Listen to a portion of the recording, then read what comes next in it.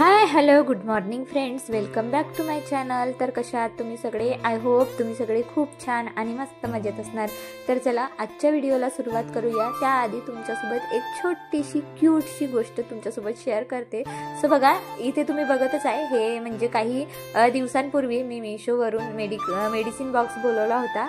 आणि असं तर कधी होतच नाही आमच्याकडे की कुठली नवीन वस्तू आली आणि वेदांत त्याचा फायदा नाही घेणार, असं कधी होणारच नाही। सो बघा, त्याचा इथे प्रयत्न सुरू आहे। तो आपली खेळणी जी आहे, टॉयज जे त्याने डीमार्ट मधून घेतली, त्याच्यातले ते काही छोटे छोटे बॉल्स वगैरे आहेत तो तिथे ठेवत आहे। आणि याच्यापेक्षा दुसरी गोष्ट म्हणजे इतकी छान गोष्ट दुसरी होऊच शकत नाही। म्हणजे मेडिसिन बॉक्स मध्ये टॉयज ठेवणार म्हणजे किती छान ना। बघा, याच्यासारखं सुख म्हणजे जगात असेल का की मेडिसिन बॉक्स मध्ये टॉयज ठेवलेला?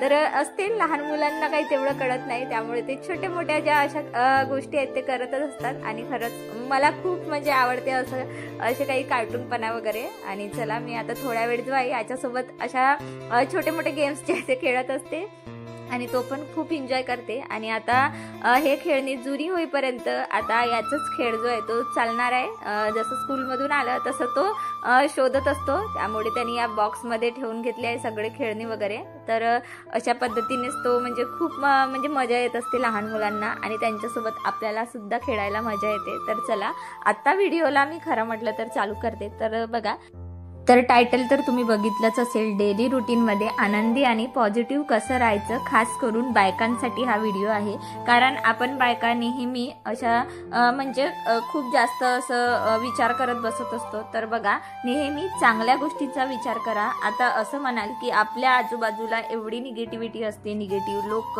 रोजच्या कामांचं ट्रेस, असंच बरंच काही असतं। मग पॉझिटिव्ह राहायचं कसं, आनंदी राहायचं कसं?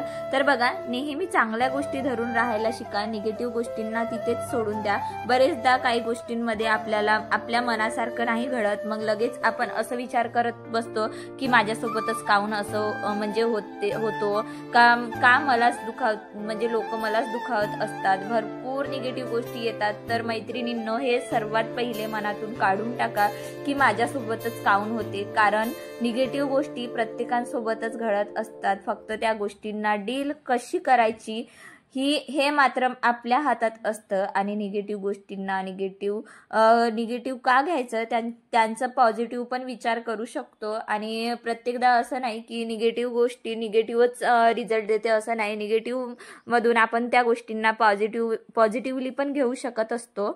कारण एक पॉझिटिव्ह विचार चांगल्या माणसाला अजून चांगलं बनवतं। म्हणून नेहमी आनंदी राहण्यासाठी पॉझिटिव्ह लोकांसोबत राहा, कारण असे व्यक्तींना स्वतः तर पॉझिटिव्ह असतात आणि दुसऱ्यालाही पॉझिटिव्ह ठेवण्याचा प्रयत्न करतात, आणि ते सगळ्यात युनिक असतात। तुम्हाला सगळ्यात युनिक चांगलं बनायचं असेल ना, आणि कोणासोबत मिळून मिसळून राहायचं असेल, तर नेहमी पॉझिटिव्ह लोकांसोबत राहा।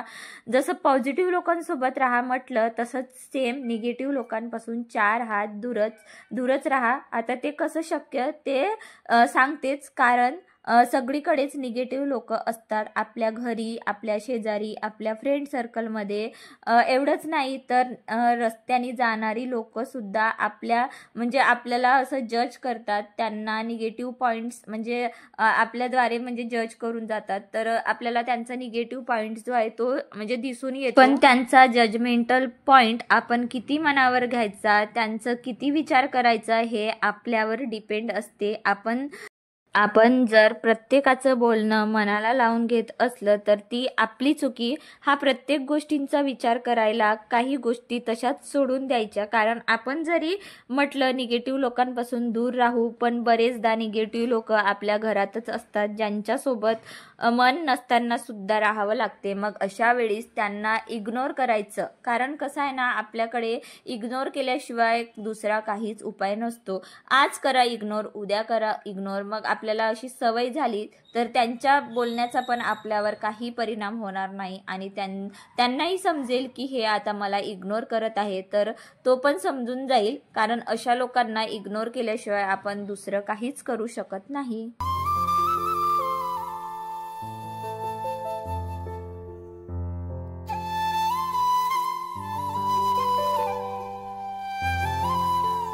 आता महत्त्वाचं म्हणजे स्वतःशी बोला. बरेचदा आपण मोबाईलवर आजूबाजून लोकांबरोबर घरच्यांशी बोलण्यात हे विसरून जातो. स्वतःशी बोलणं तितकंच गरजेचं आहे. स्वतःशी संवाद साधा, कारण आपल्यापेक्षा आपल्याला चांगलं कोणीच ओळखू शकत नाही. कारण दुसऱ्यांना कितीही ओरडून सांगितलं की माझी काहीच चुकी नाही, मी खूप चांगली आहे, तर हे त्यांच्यावर ना आपल्यावर काहीही याचा असर जो आहे तो होणार नाही. म्हणून दुसऱ्यांना सांगण्यापेक्षा स्वतःशी प्रामाणिकपणे राहा, स्वतःशी प्रामाणिकपणे बोला. निवांत 10 मिनिट तरी स्वतःशी बोला. मग आपल्याला काय हवं काय नाही हवं हे सगळं कळतं आणि इतकी पॉझिटिव्हिटी येते या सगळ्या गोष्टींवर की खूपच जास्त. एकदा निवांत म्हणजे तुम्ही प्रयत्न करा, एकदा निवांत बसा. त्यानंतर तुम्हाला इथे एक टिप्स पण देते आणि काही मोटिवेशनल पॉइंट्स पण माझे म्हणजे मी साईड बाय साईड तेच तुम्हाला सांगत आहे. तर बघा, इथे जर तुमच्याकडे स्टीलची भांडी असतील आणि त्याला थोडे डागे वगैरे लागले असतील तर तुम्ही अशा प्रकारे विम जेल लिक्विड घ्यायचं, त्यामध्ये 1 चम्मच पितांबरी पावडर मिक्स करायचं आणि याने बघा तुम्ही अगदी स्टीलची पूर्ण घरात जेवढी स्टीलची भांडी आहे, टॅप आहे, सिंक आहे, सगळं याच्याने घासून काढा. इतकं छान रिझल्ट मिळतो, इतकी चकाकतात स्टीलची भांडे की तुम्ही इथे बघूच शकता. खूप छान मस्त म्हणजे चकाकून जातात. आणि मी इथे आज डेली माझ्या नाईट क्लिनिंग रुटीन सोबतच काही मोटिवेशनल पॉइंट्स सुद्धा मी तुम्हाला सांगणार आहे. त्यामुळे अधेमध्ये जे टिप्स मला म्हणजे दिसतील ते पण मी तुमच्यासोबत म्हणजे शेअर करणार आहे. तर चला, आता आपण कुठे होतो की निवांत 10 मिनिट तरी बसा. तर बघा, एकदा तुम्ही नक्की म्हणजे निवांत असं स्वतः म्हणजे करून बघा. कारण कसं आहे ना, मला आयुष्यात काय नवीन करायचं आहे हे सगळं स्वतःशी बोलल्यावरच कळतं. म्हणून दुसऱ्यांकडे जास्त अपेक्षा न ठेवता स्वतःवर अपेक्षा करा. आणि खरंच मी आनंदी आहे का, मला आता कोणत्या गोष्टीमध्ये म्हणजे मला आनंद मिळतो त्याचा विचार जास्त करा. स्वतःला बिझी ठेवा. जेवढं होते तेवढं स्वतःला बिझी करा. घरातले कामं तर करायचेच, पण जे स्वतःची हॉबीज असतात, स्वतःच्या आवडीच्या गोष्टी असतात ते पूर्ण करण्याला वेळ द्या.